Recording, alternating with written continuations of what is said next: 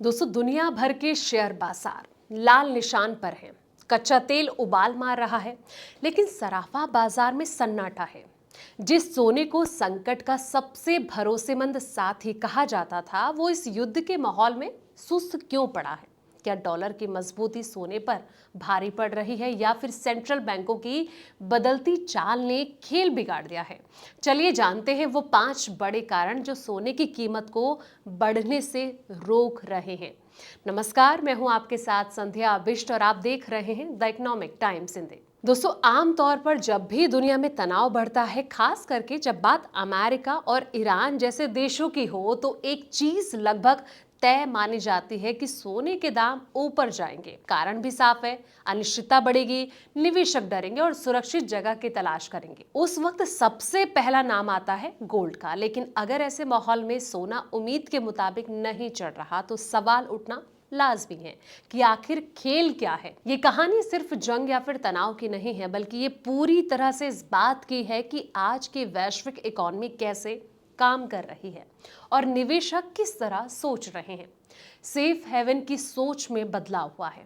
जी हाँ दोस्तों, सोने को लंबे समय से सेफ हेवन माना जा रहा है, यानी कि जब बाकी जो एसेट हैं वो गिरते हैं, तब सोना जो है वो संभलता है। लेकिन आज का जो बाजार है, पहले जैसा नहीं रहा। अब निवेशकों के पास सिर्फ सोना ही ऑप्शन नहीं है। अब उनके पास डॉलर, बॉन्ड और यहाँ तक कि कुछ हद तक जो है डिजिटल एसेट भी हैं। ऐसे में जब अमेरिका और ईरान के बीच तनाव बढ़ता है, तो पैसा सीधे सोने में जाने के बजाय कई जगहों पर बढ़ जाता है। इसका मतलब ये हुआ कि सोने पर जो दबाव बनना चाहिए था, वो उतना नहीं बनता है। डॉलर की ताकत का जो असर है, यहाँ सबसे बड़ा फैक्टर ही ये है अमेरिकी डॉलर। अक्सर देखा गया है कि जब भी वैश्विक तनाव बढ़ता है, तो डॉलर मजबूत हो जाता है।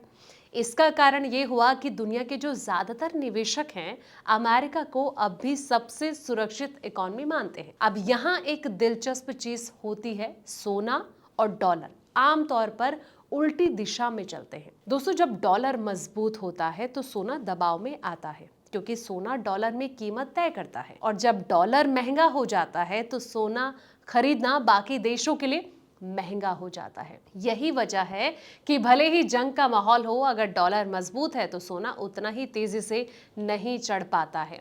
ब्याज दरों का खेल। अब आते हैं ब्याज दरों पर। ये एक ऐसा फैक्टर है दोस्तों, जिसे आमतौर पर अक्सर नजरअंदाज कर दिया जाता है, लेकिन बाजार के लिए ये बेहद अहम है। जब ब्याज दरें ऊंची होती हैं, तो निवेशकों को बॉन्ड और बैंक में पैसा रखने पर अच्छा रिटर्न मिलता है। सोने के साथ एक समस्या है, ये कोई ब्याज नहीं देता। अगर आपके पास सोना है, तो वो बस पड़ा रहता है।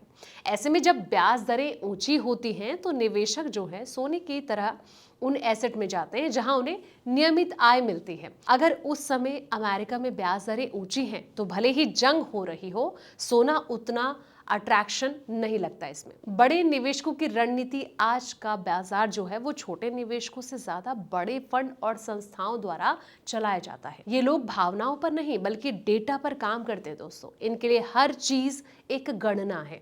अगर उन्हें लगता है कि सोने में अभी ज्यादा बढ़त की गुंजाइश नहीं है, तो वो वहां पैसा नहीं डालते हैं, भले ही खबरें कितनी भी डरावनी क्यों ना बन रही हो। यही वजह है कि कभी कभी आम लोगों को लगता है कि सोना बढ़ना चाहिए, लेकिन वो नहीं बढ़ता है। तो फिलहाल इस रिपोर्ट में इतना ही। ऐसे तमाम वीडियोस के लिए आप देखते रहें द इकोनॉमिक टाइम्स हिंदी।